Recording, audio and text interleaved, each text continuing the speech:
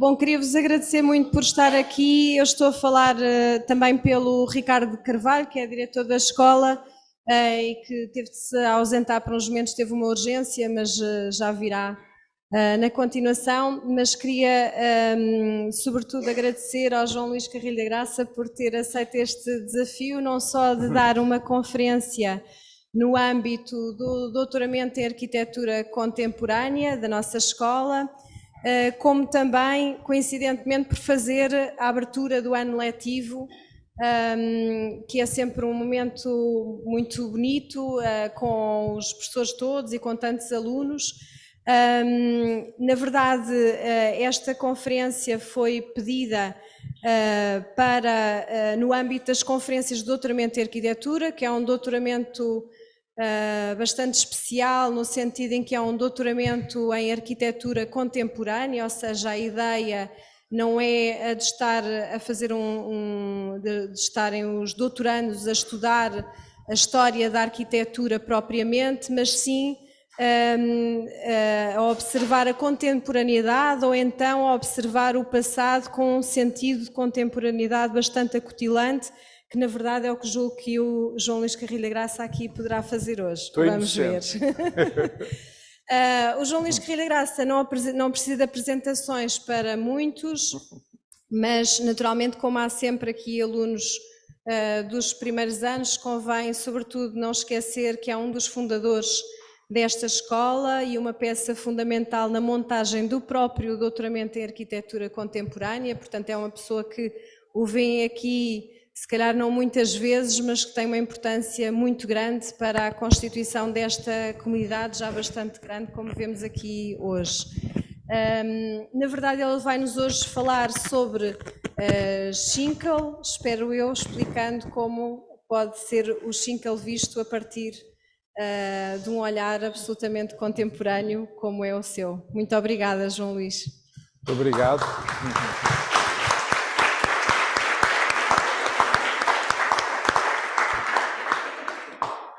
Muito obrigado pelo... Não sei se está a funcionar. Está? Ótimo, por acaso o som está ótimo. Obrigado pelo convite. Obrigado pela apresentação. Gosto sempre imenso de voltar a esta escola, a Autónoma, que na realidade fundei.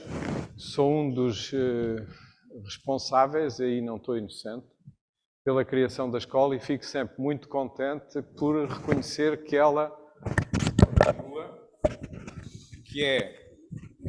Não sou eu que o digo, isto não está... Não sou eu só que o digo, ouve-se. Está bom, está bom.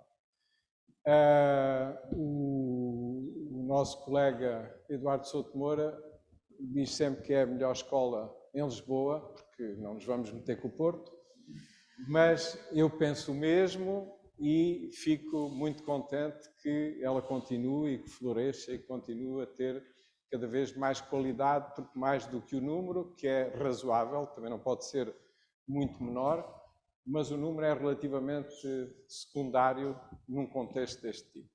O que nos interessa é a mais alta qualidade.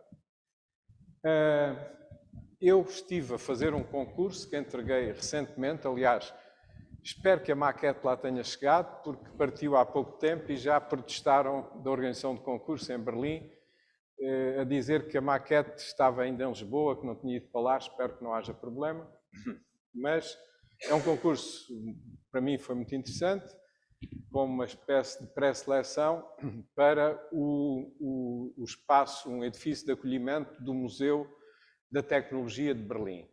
Esse museu já tem 2 edifícios, é no espaço de uma antiga estação de mercadorias, uma parte da estação foi bombardeada durante a guerra, então já só existe um dos edifícios, e é numa sequência muito interessante. Mas eu não vou falar nisso, nem vou mostrar, até porque não poderia, em princípio. E quando fui a Berlim visitar o sítio, e quando me estava a aproximar desta atmosfera de Berlim, voltei a olhar para um livro que já tinha comprado há uns tempos, não muito, sobre o Schinkel, escrito pelo Kurt Foster. O Kurt Foster já foi presidente do CCA, Centro Canadiano de Arquitetura, que é uma das instituições mais importantes no planeta Terra que tem imensos recursos e é onde, por exemplo, o CISA depositou grande parte do seu arquivo. Mas eu, apesar de já me terem até falado muito nele e até um colega nosso tinha-me sugerido que ele seria a pessoa ideal para escrever sobre o meu trabalho, mas eu realmente nunca me tinha aproximado muito. E quando comecei a ler este livro, fiquei completamente fascinado, mais com o Schinkel, mas também com o Kurt Foster. E achei que a maneira como ele explicava o Schinkel é completamente universal. Em relação a esta questão que a professora Marta Sequeira estava a colocar do doutoramento ser dedicado à contemporaneidade, eu não só concordo completamente, como estive, na realidade, um pouco na origem dessa temática, porque num encontro entre investigadores na área da arquitetura, que aconteceu há uns anos no Teatro Thalia, em que estavam todas as pessoas mais importantes e interessantes no âmbito da investigação em arquitetura, havia 2 case studies, mais ou menos, que era eu e o Gonçalo Bir. E nessa altura eu protestei, em certa medida, com os temas dos doutoramentos em arquitetura que se faziam, porque são normalmente ou temas relativamente pequenos, mais ou menos tecnológicos ou de materiais, têm interesse naturalmente, mas que não vai se calhar ao fundamental do que nos interessa, ou eram investigações e trabalhos de história da arquitetura. E nessa altura, quando eu disse isto, perguntaram-me, então o que é que poderia ser? E eu expliquei que o acontecer da arquitetura é uma espécie de mistério, e toda a gente aceita que isso seja assim, que seja um mistério. Ninguém sabe muito bem como é que o CISA chega a fazer aquilo que faz. Sempre de uma maneira brilhante, eu sempre o admirei desde que comecei a trabalhar. Aliás, estava na escola quando fui visitar e gosto imenso do trabalho dele. Mas nunca ninguém consegue perceber bem como é que essas coisas acontecem. O CISA ou qualquer outro arquiteto contemporâneo. Como o CISA está vivo e nós podemos aproximar-nos dele, estudar, fazer entrevistas e investigar o trabalho dele, eu acho que isso é uma coisa interessantíssima e relativamente única. E essa é, em certa medida, a base ou o ponto de partida deste doutoramento, que espero que venha a dar coisas interessantíssimas. Provavelmente já deu, mas eu ainda não conheci nada. E, portanto, esta ideia de tentar perceber o que é que constrói um arquiteto? Quer dizer, como é que ele chega àquele ponto? E este livro, que eu recomendo a toda a gente, realmente explica de uma forma excelente o personagem Schinkel. Ele diz que é uma espécie de passeio pela vida e obra do Schinkel. O Schinkel fez edifícios fabulosos, mas para além disso era um personagem multifacetado, porque era pintor, até acho que fazia música, tinha uma série de atividades para além da arquitetura. E na arquitetura ele começou de uma forma muito particular. Podemos, se calhar, sou eu que passo. Isto é uma tilha que em alemão diz-se Linden, na pequena cidade onde ele nasceu. Ele nasceu em 1781, se não estou em erro, e esta tilha é completamente monumental, ao lado de um lago. Isto é uma espécie de lago enorme, muito comprido, que se chama Ruppin, e há uma cidade que é a antiga Ruppin, não, isto é Ruppiner, o lago. A cidade antiga chama-se Antiga Ruppin, e esta onde ele nasceu é Nova Neu Ruppin. E o que é que aconteceu quando ele tinha 6 anos? Portanto, esta árvore, depois vocês vão ver, já sabem, claro, que na obra dele, uma das coisas mais importantes é uma rua, digamos, em Berlim, que se chama Unter den Linden, debaixo das tílias, e esta é uma tília. E ele plantou inúmeras tílias nessa rua, que é desenhada por ele, e onde estão uma série de edifícios muito importantes feitos por ele.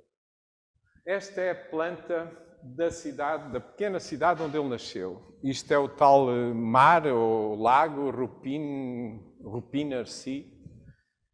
E a cidade é uma cidade relativamente simples, com uma malha, e com uma muralha à volta, ao lado do lago, e com alguns edifícios notáveis. E o que é que aconteceu quando ele tinha 6 anos? Houve um incêndio e a cidade ardeu completamente.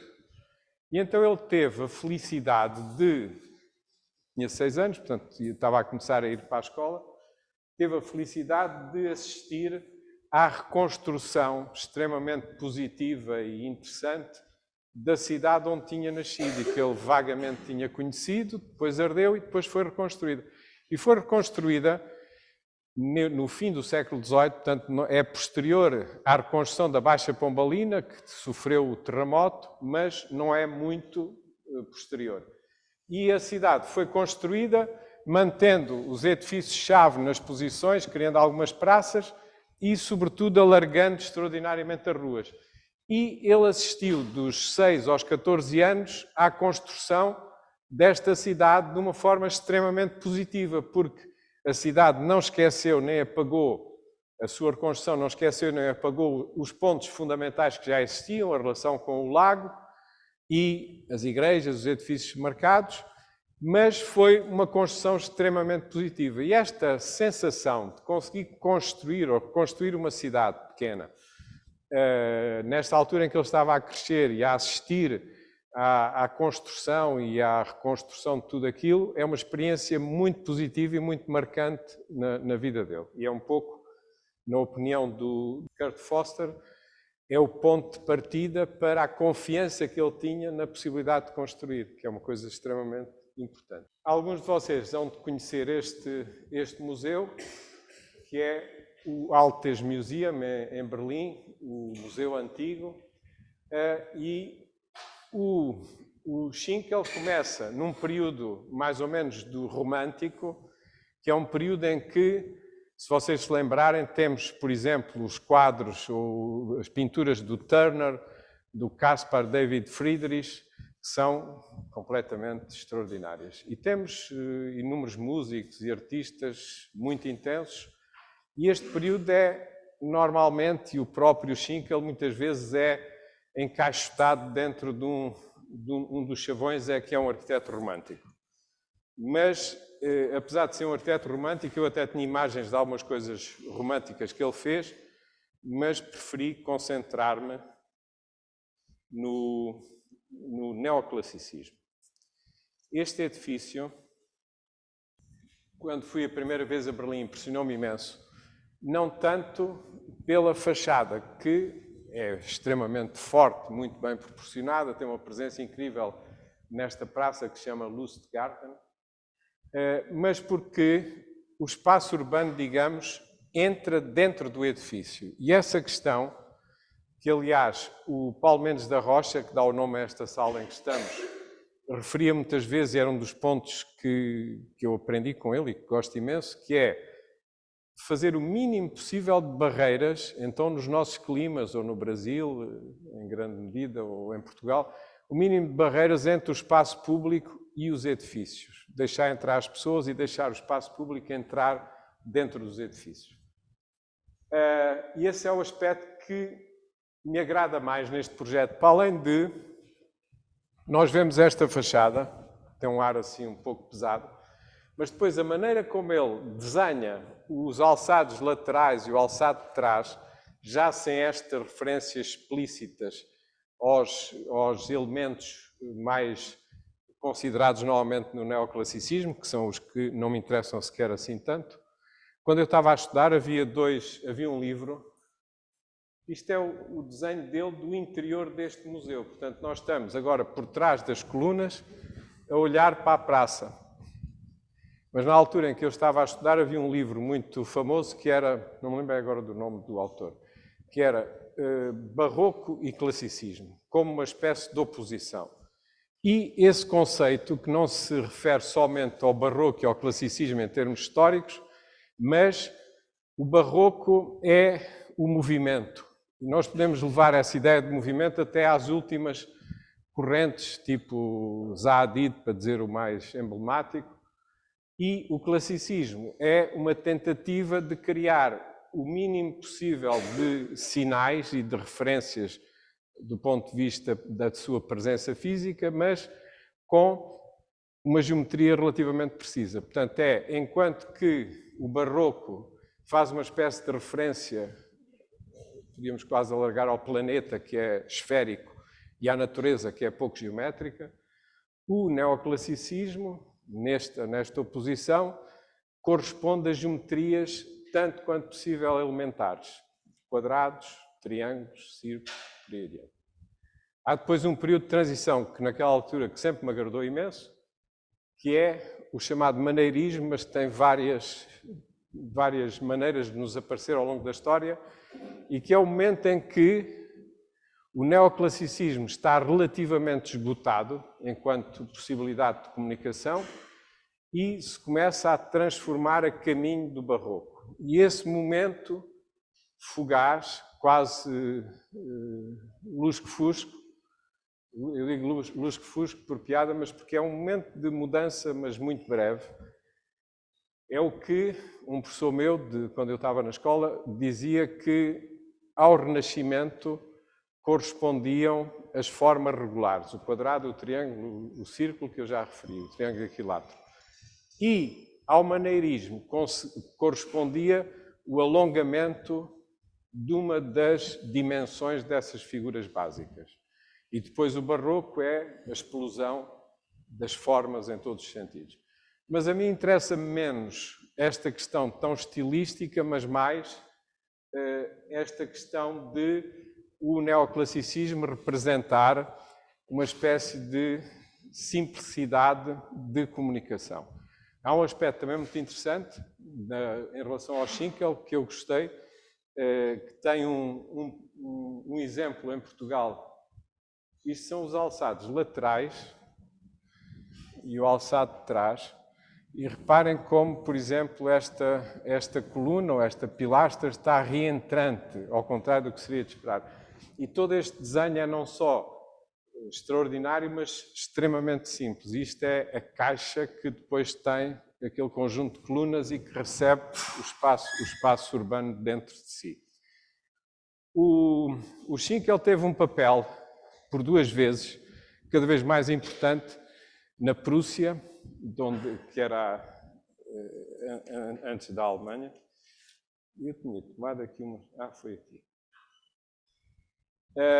Ele era uma espécie de arquiteto do rei, ou coisa assim do género. E, portanto, era solicitado, e ainda era muito novo, tinha para aí 35 anos e depois 40, e pediam-lhe parecer sobre quase tudo o que era importante que se ia construir na Prússia, que é uma responsabilidade completamente brutal para quem seja sério e não queira ficar mal visto pelos colegas. Aconteceu isso com o Raul Lino, por exemplo, que era um arquiteto importantíssimo no seu momento, que era extremamente dotado, digamos, mas também teve esse papel no período de Salazar e, dessa maneira, ficou relativamente mal visto entre os colegas, nunca ninguém lhe negando as enormes qualidades que ele teve e as coisas importantes que nos trouxe. O Schinkel também esteve nessa posição. E eu tenho uma intuição, e vocês reparem, nada disto é completamente académico. Eu, por um lado, estou a citar o Schinkel, por outro lado, vou até fazer referências a trabalhos meus, o que é extremamente perigoso. E isto é uma intuição. A minha intuição é que ele deu tanta importância ao neoclassicismo que o neoclassicismo tem um conteúdo mais racional e, nesta linha, é mais fácil encaminhar trabalhos de outras pessoas do que num sentido romântico e mais artístico, que era o que ele por vezes praticava e fantasioso, que são outros casos que eu hoje não vou aqui abordar. Este desenho dele é muito interessante porque é um dos fascínios daquela altura. Ele conheceu em Paris o Humboldt e era um momento em que se conhecia o planeta Terra e as suas maravilhas. Os quadros que eu estava há bocadinho a referir, do Caspar David Friedrich e sobretudo do Turner, têm a ver com a ideia de sublime. Sublime é assim uma espécie de êxtase, mas naturalista. São os fenómenos da natureza, na atmosfera, os raios, as tempestades, a extensão do mar, a luz, coisas desse género, que constroem essa fase da arte e da pintura. E ele interessava-se pelas ciências, foi amigo de Humboldt, depois fez o Humboldt que fundou uma universidade importantíssima e fez imensas expedições. E esta ideia, o entusiasmo dele pelas rochas, pelas montanhas, pelas árvores, pela água e pelo fogo, e isto é uma espécie de possibilidade existente que ele desenhou de habitar a montanha ou uma caverna, que é também um tema muito recorrente do seu trabalho. Isto é uma curiosidade, mas é um glaciar que ficou com uma pedra em cima e que serviu de ponto de partida para uma intervenção dele numa praça extremamente interessante, que é uma espécie de taça brilhante que reflete as pessoas. Há um quadro, espero que esteja agora aqui. É isto. Isto é uma pintura dessa taça e o que é curioso é que nós vemos os personagens refletidos nesta espécie de espelho na praça em Berlim, onde ele construiu este objeto, esta escultura.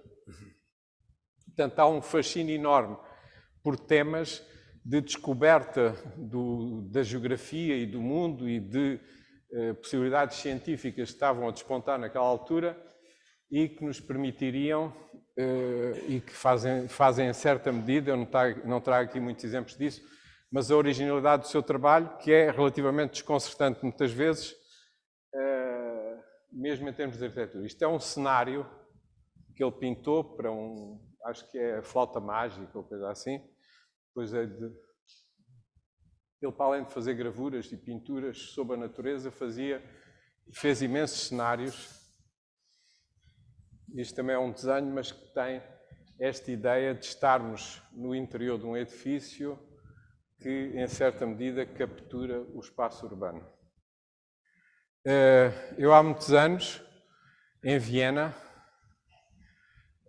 estava lá a Inês, vossa professora que está agora ali ao fundo, mas assisti a uma conferência de um arquiteto esloveno, cujo nome ainda me lembro, Aleš Vodopiveš, que começava por mostrar uma das coisas mais intensas e interessantes que eu já vi. Depois a seguir fui lá visitar, que era a campa do irmão do Plečnik, que é o André Plečnik. O Plečnik é um arquiteto mais ou menos do período do Corbusier, mas com um andamento muito mais neoclássico. E então como é que era a campa? Era uma pedra, mas que estava como se fosse em suspensão em cima de duas outras pedras. O ar passava por baixo e havia plantas e tal. E a imagem daquilo era tão poderosa que ele depois a seguir apresentou os seus trabalhos. E os trabalhos eram completamente destruídos pela memória que nós tínhamos daquela campa completamente extraordinária. Isto é já para os preparar quando aparecerem coisas minhas, que vão aparecer. Isto é outra vez uma formulação num cenário desta ideia de estarmos no interior, pode ser um arco de uma ponte, pode ser um edifício, e, em certa medida, absorvermos e termos uma relação direta com o espaço exterior, que neste caso só é urbano, talvez ao longe, mas que é sobretudo este lago.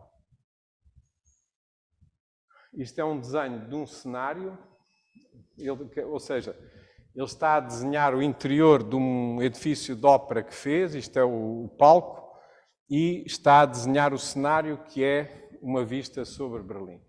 Mas continua este tema que eu gosto imenso de estarmos num edifício e estarmos a quase capturar, embora seja quase só visual, capturar o espaço urbano que está em frente de nós. Este é talvez até o exemplo mais forte. Temos este arco, não sei exatamente o quê, com dois pedestais e cavaleiros e pessoas, mas esta interação entre o espaço público, quando ele se transforma em espaço coberto e começa a pertencer a um edifício, é um tema que eu gosto imenso. E agora começa o desastre, que são exemplos das minhas obras, para as quais vocês têm que ter uma certa compreensão. Este caso não chegou a ser construído. Isto é, no momento em que o banco BPI tinha já adquirido um um quarteirão para a sua sede, aqui ao pé do Terreiro de Paço, e pediu-me para fazer o projeto. E as duas características, ou três, mais interessantes do projeto eram reconstruir o quarteirão com madeira, porque ele já estava completamente construído em betão e sem interesse absolutamente nenhum, voltar às regras do Pombalino, construir um pátio, que depois era habitado por uma escultura gigantesca, e fazer com que o espaço público da Baixa Pombalina entrasse diretamente dentro do edifício, no piso de baixo, que era um piso que recebia as pessoas todas, onde podia haver concertos, acontecimentos, à noite era fechado, durante o dia estava tudo aberto e, portanto, era atravessado pelo espaço público. Esta imagem era uma hipótese de escultura do Julião Sarmento, que eu tentei várias vezes que acontecesse, uma escultura de grandes dimensões, no contexto de um edifício, neste caso era num pátio, e o que eu achava muito interessante é que nos vários pisos o edifício ia-se confrontando com momentos diferentes da escultura, que podia ser esta ou qualquer uma outra que ele na altura pudesse propor. Depois eu, no fim da reunião, quando apresentei este projeto ao Conselho de Administração, depois perguntei, mas então, estão de acordo? E eles, claro, gostámos imenso. Depois não veio a acontecer, porque eles venderam o quarteirão. Então, e a menina? A menina, sobretudo. Portanto, eles estavam completamente de acordo com o conjunto desta proposta. Isto é outra imagem em que se vê o espaço do pátio, que tinha água, a presença da escultura e uma espécie de esqueleto só, que depois era preenchido com madeira, do quarteirão que ia ser intervencionado. Este é outro caso, é um concurso também que não se chegou a construir, para a PT. O edifício da PT atualmente existente é ali atrás, na Fontes Pereira de Melo, e a minha proposta, que o que eles estariam mais à espera era de torres ou qualquer coisa desse género, que também aconteceram, era criar uma praça coberta com as esculturas do Julião Sarmento, ligada a que é o Liceu... Como é que se chama este liceu? Camões, pois é o que o João Pedro está a intervir. Isto é uma imagem na altura de uma imagem de computador para explicar esta presença muito simples dos edifícios, a absorção e a possibilidade de, neste espaço, se fazerem festivais e concertos e uma série de coisas desse tipo, e a desproporção das esculturas, ao mesmo tempo, era um processo de mediação entre a escala dos edifícios, que tinha necessariamente que ser relativamente grande, e os seres humanos que continuavam da mesma medida. Este é um projeto muito mais antigo, é um concurso para a ampliação da Assembleia, onde está hoje um edifício do Fernando Távora. O que eu propunha era a existência de uns pátios para os quais davam todos estes gabinetes que tinham que se construir. Isto era um esquiço, na altura, a explicar que tudo isto não era assim inclinado, mas que iria ser conteúdo de uma vida qualquer bastante interativa e visível. Este é um outro projeto de um concurso para Geneve, que tem este embasamento, é a Cidade da Música, uma escola de música, o interior e a construção do edifício é em madeira. Entramos por aqui, aqui está a cadeira com 3 patas, estamos na entrada das Nações Unidas.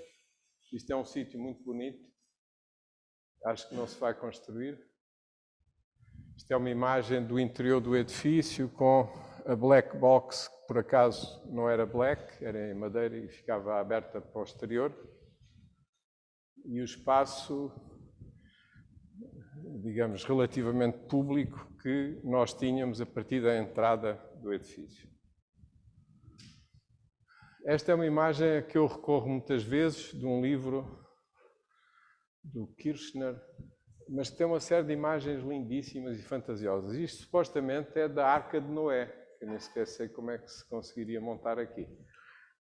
mas eu gosto imenso desta sensação de simplicidade e geometria, e para mim está ligado a este conceito, como eu estou a propor, do neoclassicismo, por oposição ao movimento. Isto é também um concurso para serralves, tem uns elementos em vidro, verticais, que ao mesmo tempo criam uma espécie de proteção dos espaços mais controlados, que são as galerias de exposições e depois entrada e espaços de acesso, e ao mesmo tempo criam uma grande flutuação das imagens e dos reflexos, mas que faz como se fosse uma colunata em vidro, e por trás está o centro do edifício como as referências mais antigas que nós podemos ter do neoclassicismo. Este é o edifício do Pavilhão do Conhecimento, que vocês conhecem, também com uma enorme elementaridade, e este era um concurso que eu tinha feito antes para a Expo, que é o pavilhão multiusos. Hoje está lá construído aquele pavilhão em forma de tartaruga, mais ou menos. Portanto, este tem uma praça virada para o rio, com cafetarias e o acesso a meia altura das bancadas, e, portanto, era supostamente um sistema mais poroso e flexível de relação com o espaço exterior e com o rio. Pavilhão do Conhecimento. Eu estou a mostrar alguns exemplos desta vontade de simplicidade que podemos relacionar de uma certa maneira com a ideia do neoclassicismo ou do Renascimento, e sempre que voltamos a lembrar-nos de formas elementares que vão sempre parar aos templos e à arquitetura grega e romana. Portanto, isto é a intervenção no Palácio de Belém, foi um concurso, e o que realmente permitiu ganhar o concurso foi a ideia de que se aumentava a área de jardim, que era uma coisa que os incomodava imenso, porque precisavam de construir, mas não queriam perder a área de jardim. E eu consegui construir e aumentar, criando aquele edifício limite e depois uns espaços por baixo que estão muito bem ligados ao edifício do Palácio de Belém. E esta é a imagem depois digamos, limite do espaço do palácio, do espaço do jardim, e por trás está uma cafetaria e uma série de outras coisas. Este exemplo da intervenção no Castelo de São Jorge fez-me pensar imenso, porque eu estava a tentar representar duas casas islâmicas e, na realidade, o que eu fiz é parecido com o que nós podemos hoje continuar a fazer. E esta espécie de intemporalidade pareceu-me extremamente interessante. Uma vez que na Bienal de Veneza selecionaram uma casa no Alentejo da minha irmã, eu apresentei depois numa conferência, apresentei essa casa e apresentei a intervenção no Castelo de São Jorge, e eram muito parecidas. Tinham pátios e tinham vãos verticais. Esta é a intervenção. À esquerda, o Campo das Cebolas, à frente, a Doca da Marinha, com a intervenção do Julião Sarmento. Pela primeira vez consegui que ele tivesse uma intervenção nos meus trabalhos e, infelizmente, foi a última intervenção dele. Ele escolheu colocar aqui as três cores primárias e o branco, o que me agradou imenso. Eu tinha ali aquela hipótese de fazer estas instalações retroiluminadas e ele decidiu fazer assim. Lembrei-me de mostrar isto também porque o que eu tentei fazer nestes quiosques e também no restaurante, mas sobretudo nos quiosques, foi encontrar a simplicidade máxima e relativamente intensa e significativa, e com uma certa capacidade de resistir ao que iria acontecer ao lado e à volta e dentro. Falhou. Mas a luta continua, porque neste momento estes quiosques estão completamente atafolhados de cozinhas industriais para produzir comida para as esplanadas. E, portanto, se lá formos agora, vemos desde a esfregona até outra coisa qualquer, com o maior desrespeito que se possa imaginar. Isto é ainda uma fotomontagem em que se vê a cidade, os quiosques com este ar que é de ter um elemento em aço negro e uma janela, e que são sempre iguais e, portanto, lhe dá assim uma espécie de estabilidade enorme. O restaurante cai em cima da doca, aqui há um ângulo de 45 graus e por isso é que ele está assim de lado, e tem uma grande lógia. Eu, na altura, quando estava a pensar neste restaurante, fizemos uma série de maquetes, o que também não é assim muito comum, e tinha uma que era mais parecida com os quiosques, com umas faixas assim, que era como se fosse um projeto, vamos imaginar, do Alberti. Depois tinha outra que não tinha estes pilares aos cantos, que era só as duas lajes e o conteúdo, e que seria um projeto do Mies van der Rohe. E depois este que era o meu. O Schinkel também é o princípio, se nós quisermos, de uma sequência de arquitetos extremamente importantes, que é, a seguir a ele, o Peter Behrens, que tem obras, que tem a AEG, por exemplo, que vocês provavelmente podem conhecer, e que constrói numa transição entre o neoclassicismo e já o início do funcionalismo ou da simplicidade construtiva, mas são obras extraordinárias. E a seguir ao Peter Behrens, o Mies van der Rohe. Isto é uma fotografia ainda da obra, antes daquela decoração que lá está e que vocês certamente podem ver. Isto é uma fotografia que eu fiz ainda durante a obra, mas que gosto imenso porque se vê refletida a encosta com a Sé e vê-se o Terreiro do Paço, e portanto percebe-se a importância desta localização. Agora vocês imaginem o entusiasmo que eu tive a fazer este projeto, completamente no centro de Lisboa, e a pena que eu tenho de ainda lá não ter ido porque não consegui ter sentido de humor para aguentar a decoração que entretanto lá fizeram. Isto acho que é o último projeto, que é a Escola Alemã. É o liceu da Escola Alemã. Neste sítio, a Escola Alemã é de um arquiteto alemão muito importante, que eu gosto imenso, Otto Bartning, mas neste sítio existia um edifício que não era dele e que era muito desinteressante e que não funcionava bem, e a escola decidiu demoli-lo e convidou-me para fazer este projeto, que eu fiz com muito entusiasmo. Basicamente, o edifício tem corredores virados para o exterior, sempre com este U-Glass, e salas de aula viradas para a frente. Vamos ver uma imagem do interior da sala de aula, de uma das salas de aula.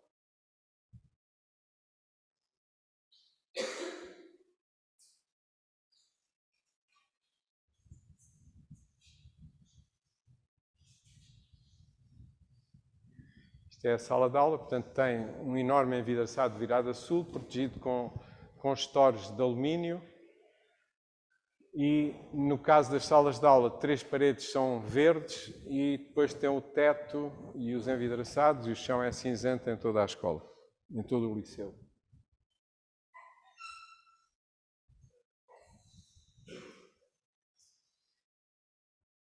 Eu estava um bocado ansioso de começar a mostrar esta obra, por isso é que a incluí aqui, para além dela ter um ar ligeiramente neoclássico, convenhamos.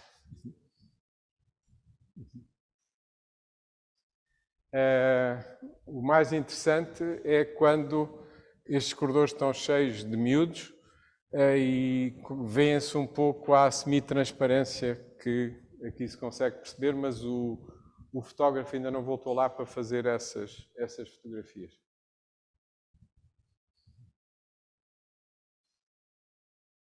Isto é um edifício maravilhoso do Schinkel, que é o chamado Schinkel Pavilion, que ele construiu para um príncipe que, entretanto, se tinha divorciado e foi viver para ali. E o edifício tem, ao mesmo tempo, uma qualidade e uma simplicidade completamente desarmantes, esta varanda que anda à volta, quase em consola, e a geometria que constrói tudo isto. Bom, penso que esta é quase a última imagem, acho que ainda há outra a seguir. Mas queria adverti-los que o que me interessa mais é a vossa reação, aquilo que queiram dizer, as perguntas que façam.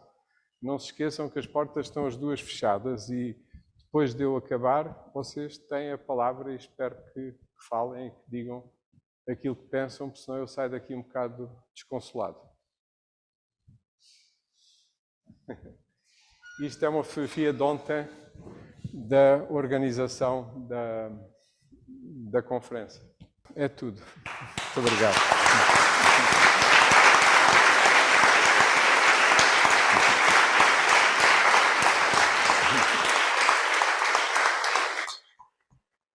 Muito obrigado.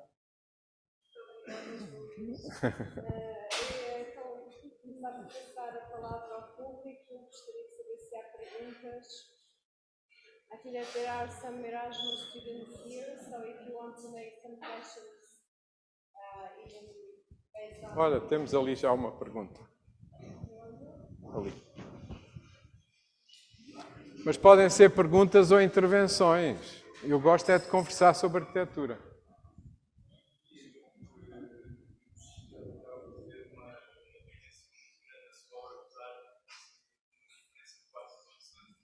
Quase 200. É quase. É? Mais. Sim. Não.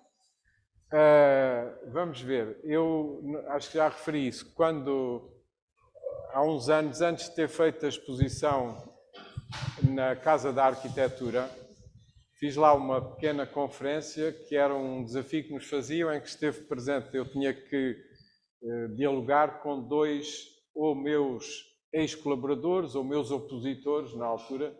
Tive imensa sorte, não fui eu que escolhi, e eram dois ex-colaboradores muito simpáticos. E eu tinha que dialogar com eles. E então preparei umas imagens para poder basear a conversa e inseri pela primeira vez imagens do construtivismo russo. Depois veio a dar origem à exposição que esteve lá no Porto, com a presença de muitos de vocês e que eu gostei imenso de lá ver, organizada muitíssimo bem pela arquiteta Marta Sequeira e com uma cenografia que foi feita por mim e pela Inês Lobo. E essa exposição dedicava-se sobretudo às influências ou à relação do construtivismo russo com a minha obra.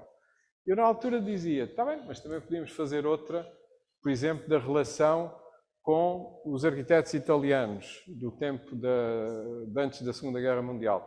O Terragni e por aí adiante são imensos. E que realmente eu gosto imenso. Ou então podíamos falar de outra coisa qualquer, ou do Mies van der Rohe, ou do Corbusier, ou de outro período qualquer, ou de arquitetos portugueses. Portanto, isto é uma explicação da minha relação com o que me interessa no Schinkel. Não quer dizer que ele seja o grande influenciador da minha arquitetura. Não é. Não se vê aqui grande relação. A não ser talvez a cor das portas do pavilhão com a escola alemã. Não, eu gosto bastante. Eu gosto bastante da sua obra e foi mais pela simplicidade e pelo que transmite e que estava a referir no Schinkel que eu achei que teria uma relação entre a obra do arquiteto Carrilho da Graça e a obra do Schinkel. Mas a minha obra é o Dr. Jekyll e o Mr. Hyde. Pode ter coisas assim extremamente simples, que eu sempre ambiciono, como pode ter coisas extremamente complexas, com formas mais ou românticas ou barrocas, ou o que lhes quisermos chamar, ou maneiristas. Muito bem, obrigado. Obrigado. Obrigada. Portanto, mais intervenções. É única. Mariana? Olá, bom dia. Não, então. Olá, ótimo. Bom dia. Tenho uma curiosidade há muito, que é, o João diz que tem uma carreira super variada em termos de programas, de contextos, de soluções, E ao ver estas referências, esta que evocou hoje e outras que eu conheço que tem, também da exposição do Porto, foram bastante evidentes, tenho uma pergunta dupla, que é, há algum projeto que gostasse de fazer que ainda não fez, que tem assim como meta, ou por outro lado, se tem algum edifício que gostava de ter sido o autor e que não foi? Não. Edifícios que eu gostava de fazer, ou trabalhos que eu gostava de fazer, há dois, que se calhar não são completamente o que vocês estão à espera, mas que posso dizer já. Um é olhar para o trabalho do arquiteto Baltasar Álvares, na cidade de Lisboa. Sabem quem é? Quer dizer, aposto que 50% no máximo não sabem, no mínimo não sabem. Pois não, ninguém sabe. Baltasar Álvares não sabem quem é. Baltasar Álvares foi o arquiteto do Filipe I de Portugal, II de Espanha, sobretudo em Lisboa. E fez obras completamente maravilhosas que vocês estão fartos de conhecer, mas nem sabem de quem são. Porque como nós tivemos, como diz a Marta Sequeira, partilhámos a coroa com os espanhóis, para não dizer que estivemos sob o domínio espanhol, mas esse rei até era bastante simpático, adorava Lisboa, queria fazer de Lisboa a capital do seu vastíssimo império e a primeira coisa, mandou o Duque de Alba com o exército tomar conta de Lisboa, depois de se decidir, a mãe era portuguesa, depois de decidir que era ele que ia governar Portugal, e a primeira coisa que pediu foi um arquiteto e indicaram-lhe o Baltasar Álvares. Isto passa-se em 1580. E ele vem imediatamente para Lisboa, conhece o Baltasar Álvares, que lhe foi indicado como sendo um arquiteto que não só, sei lá, pensava, filosofava, mas também desenhava. E ele veio, adorou e fez imensas obras com ele. Algumas que nem têm, quer dizer, nós hoje já não lhe sentimos tanta expressão, mas a verdadeira escala da cidade de Lisboa em termos monumentais vem do Baltasar Álvares. Quem me explicou isso foi o Pedro Domingos, quando fomos visitar, e eu tinha visto uma conferência dele, o convento do Desterro, o Hospital do Desterro, o convento do Desterro, tem arcos com 12 metros e meio de altura. Os do Terreiro de Paço têm 9 metros, não estou em erro. Posso estar a falhar por meio metro, mas é uma coisa deste género. Portanto, a grande escala, o Desterro, nós nem damos por ele. Tem que se ir olhar, porque ele está ali meio abandonado e escondido. Depois, o Hospital de São José, cuja igreja sofreu com o terremoto e depois foi demolida no tempo de Salazar, é também um projeto interessantíssimo. A Assembleia da República, o Convento de São Bento, também é dele, no sítio onde está aquela entrada monumental, que depois foi reconstruída, era a igreja. E isso é uma matriz para uma série de edifícios incríveis na cidade de Lisboa. Ele começou por trabalhar com o tio, que era o Afonso Álvares, fez a igreja maravilhosa da Misericórdia, de São Roque, e a seguir fez São Vicente de Fora. Portanto, as obras são interessantíssimas, mas a mim, mais do que as obras, porque também estive na igreja de São Roque, com o Eduardo Souto Moura, tínhamos acabado de chegar de Mântua e tínhamos ali os nossos alunos de Mântua, e em Mântua há as igrejas do Alberti, que são um pouco a referência e influência para a igreja de São Vicente de Fora. Nós estávamos lá sentados a dizer, bem, realmente, ok. Mas não é tanta a arquitetura, que é maravilhosa, mas não é tanto isso que me interessa, é mais a transformação de uma cidade medieval de Lisboa, de uma cidade que tem a influência destas obras completamente milionárias. Depois, em 1597, este mesmo rei, que dominava desde a América até a Ásia, e queria ter aqui a capital porque estava assim a meio caminho, formou a Invencível Armada para atacar os ingleses, que se juntou toda em Cádiz, mas que eram basicamente navios portugueses e portugueses, e que partiu em direção aos ingleses e foi derrotada em 1597. E o rei, que era extremamente culto e entusiasta de Lisboa e da cultura portuguesa e por aí adiante, entrou em depressão e morreu pouco depois. E, portanto, este projeto maravilhoso falhou e ficou a meio. Mas eu gostava imenso de estudar a influência de Baltasar Álvares na cidade de Lisboa. Outra coisa que eu gostava imenso de fazer, pode ser que faça, Estava a ver há uns dias na televisão uma coisa qualquer no telejornal em que aparecia a Ana Paula Amendoeira e um outro colega nosso, talvez, que diziam que no Alentejo, já não sei, mas acho que são 3.000 capelinhas, quase todas em ruínas, em sítios completamente marcados, que passaram por ser cubas islâmicas, templos pagãos, capelas já católicas, por aí adiante. E que estão todas a morrer, porque estão dentro de propriedades, estão abandonadas, são um empecilho para a agricultura e são um problema para toda a gente. E eu acho que isto é uma marcação do território que me entusiasma imenso e, portanto, se vocês me vierem a encontrar com um jeep no meio do Alentejo à procura destas capelas, posso ser mesmo eu. Assim, projetos, propriamente, eu nunca sonhei muito, porque o caminho é sempre muito complexo e, às vezes, nós pensamos que temos um projeto maravilhoso e depois ele transforma-se num pesadelo pelas circunstâncias em que se desenrola.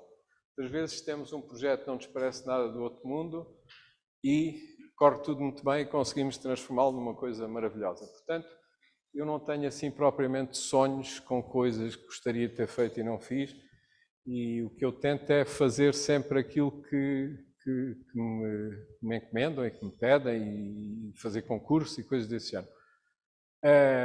Uma espécie de sigla para a sensação que eu tenho neste momento seria, em francês, à bout de souffle, traduzindo para português, que é um filme com o Jean-Paul Belmondo.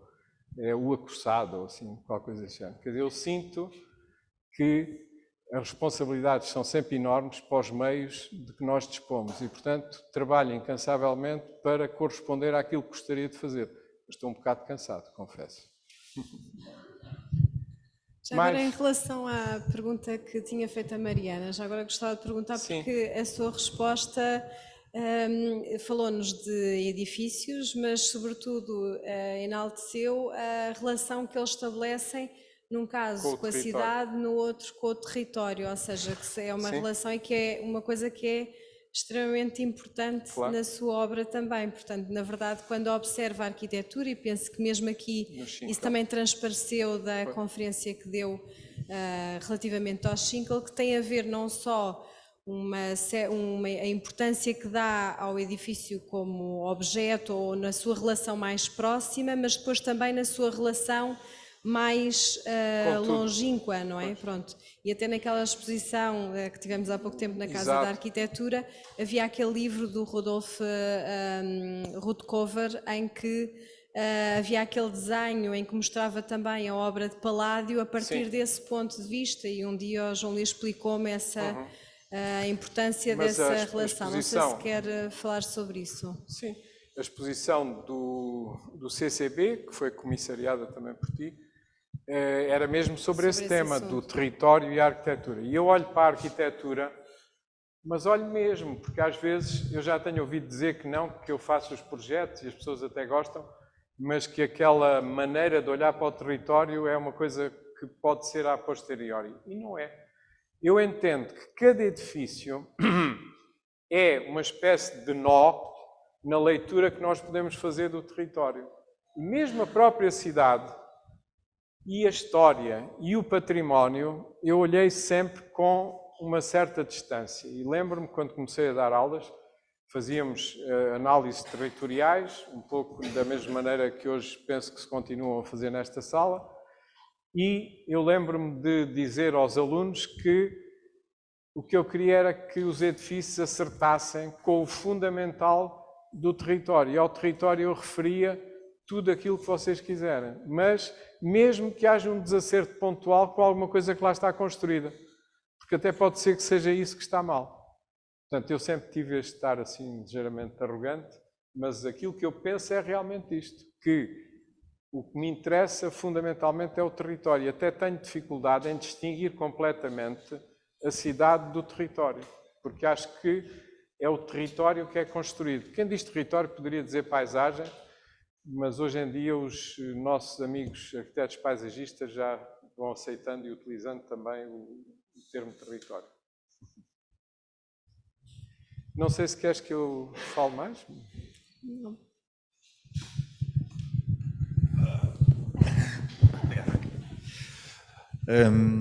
Tinha aqui uma pergunta a propósito daquilo que se falou, da vontade e a busca da simplicidade relacionada com o neoclassicismo, mas também com a arquitetura grega.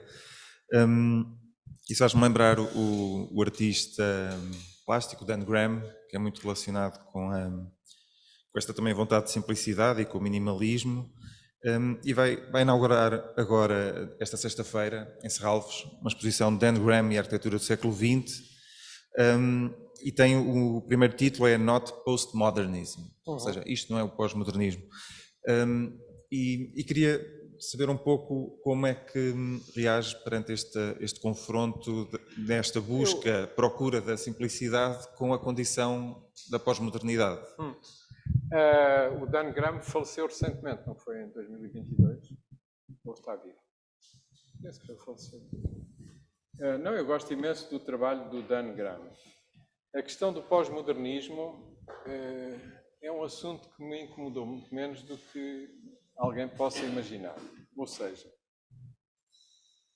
eu fiz parte de uma geração que sentiu particularmente a questão do pós-modernismo, uma espécie de desaparecimento, podíamos dizer, das ilusões da modernidade.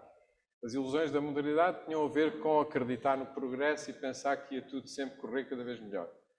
E esse momento foi um momento que, sobretudo na filosofia, se percebeu que não ia ser assim. E, portanto, houve uma espécie de paragem à qual correspondeu em arquitetura, sobretudo, uma série de experiências, muitas vezes a partir dos americanos, um bocado em plástico e superficiais, Michael Graves e por aí adiante. Hoje já ninguém sabe quem é, nem se fala muito nele. Mais Taveira, por aí adiante. E eu sempre me marquei fortemente, apesar de estar em Lisboa, no Porto, não se queria ouvir falar nesse pós-modernismo, embora com lucidez, eu sempre me marquei completamente em relação a esse pós-modernismo, sem recusar o facto de atravessarmos um período que podemos dizer que é depois do modernismo, porque deixámos de acreditar nos cânones e nas referências da modernidade. Nunca me incomodou particularmente. Não tenho assim não tenho hard feelings em relação nem ao modernismo nem ao pós-modernismo. Pensei sempre que o modernismo houve uma exposição em que o Gonçalo Birne participou, que se chamava em Paris, que se chamava Modernismo, Projeto Inacabado.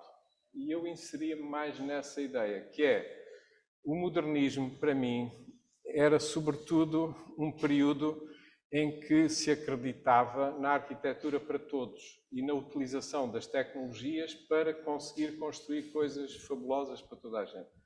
E isso é uma coisa em que eu gostava de continuar a acreditar. E, portanto, eu coloco-me mais nessa crença de que o modernismo pode não ter acabado do que numa espécie de depressão pós-modernista que não me disse nunca grande coisa, porque eu continuei sempre extremamente animado a fazer aquilo em que acreditava, com este caráter que eu há bocadinho defini de Mr. Hyde, Dr. Jekyll and Mr. Hyde, ou seja, umas vezes de uma maneira, outras vezes de outra, mas sempre com a maior convicção e o maior entusiasmo. Mas não é um assunto que me ponha propriamente aos saltos, nem num sentido nem no outro. Faço tensões de ver a exposição porque gosto imenso da obra do Dan Graham.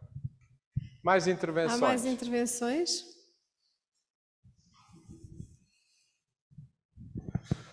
Então, Bom, sim? acho bem. Mas é mais. Eu queria perguntar mais em relação aos alunos, que é uma coisa que o Ricardo Carvalho e eu falamos muito, que é a importância das disciplinas artísticas também na nossa disciplina, na arquitetura. O João Luís falou muito também no Schinkel, na sua relação com o seu universo, seu contemporâneo artístico, não é? E mesmo que ele tendo outras atividades para além da arquitetura. E o próprio João Luís também falou na sua relação com o João Sarmento e falou várias vezes na relação com a arte.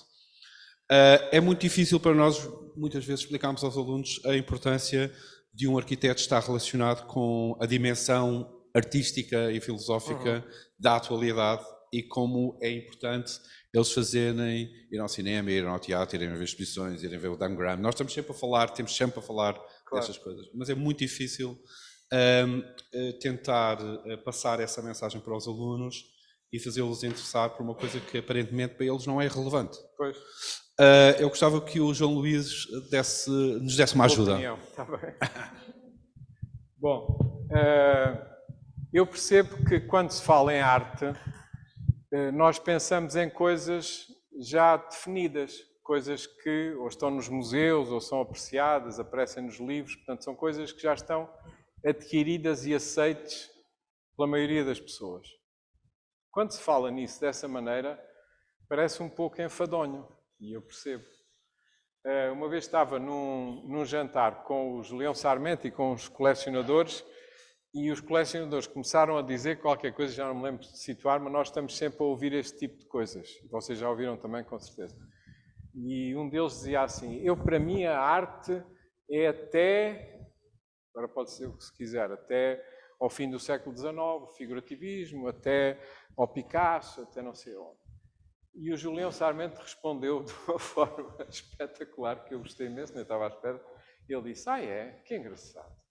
Eu então tenho imensa dificuldade em perceber bem o que se passou há um século, ou 2 ou 3, porque tinha que me ir colocar nesse contexto, e até certo ponto já lá estarei, mas tinha que ir perceber o que é que se passava realmente nesse momento. A nossa contemporaneidade é que me interessa e é muito mais fácil de descodificar. E é esta ideia de que a arte neste momento está a ser produzida. E o que é a arte? Para que é que nos interessa a arte e para que é que nos aproximamos da arte? A arte é um processo radical, digamos, de descoberta.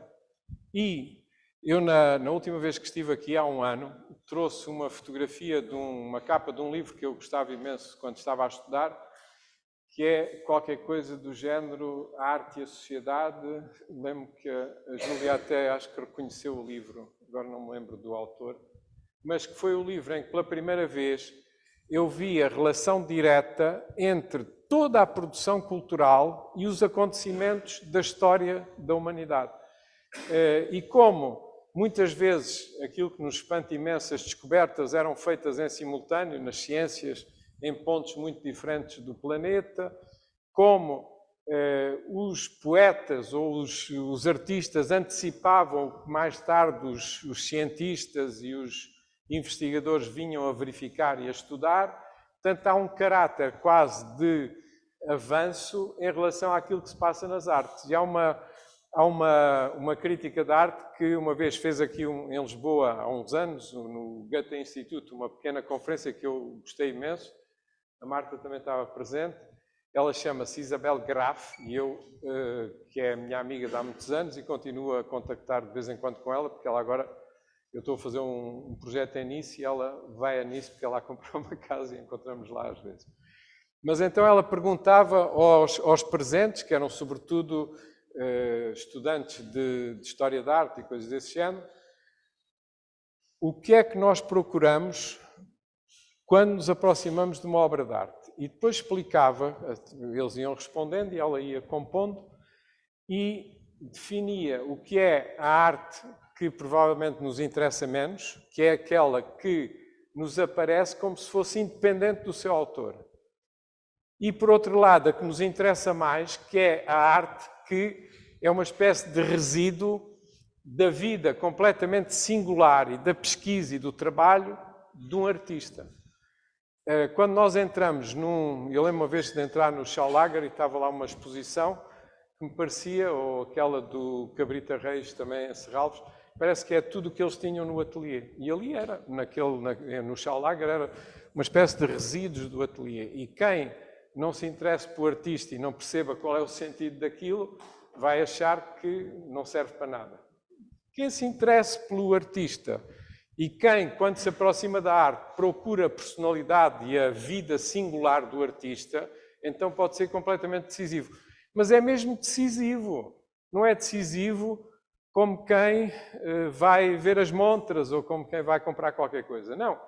É porque o trabalho dos artistas e dos poetas e dos escritores na contemporaneidade é o que nos pode, de uma forma extremamente lúcida, ajudar a viver e a perceber o que se está a passar num mundo completamente arrepiante como este em que nós estamos a viver neste momento. Portanto, a questão da arte não é uma espécie de enfeite ou de cereja no cimo do bolo em relação à arquitetura.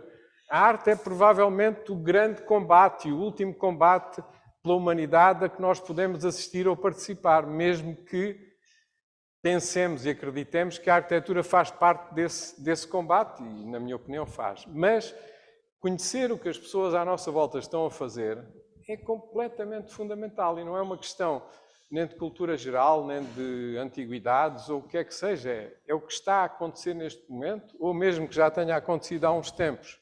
Continua a interessar-nos, da mesma maneira que hoje me atrevi a falar do Schinkel, que viveu, já não fiz as contas, mas há 150 anos. Não sei se isto ajuda, mas é aquilo que eu gosto de pensar em relação à arte, porque não é mesmo nada secundário. Muito bem. Muitíssimo obrigada, João Luís, foi fantástico Já a está. conferência e a conversa.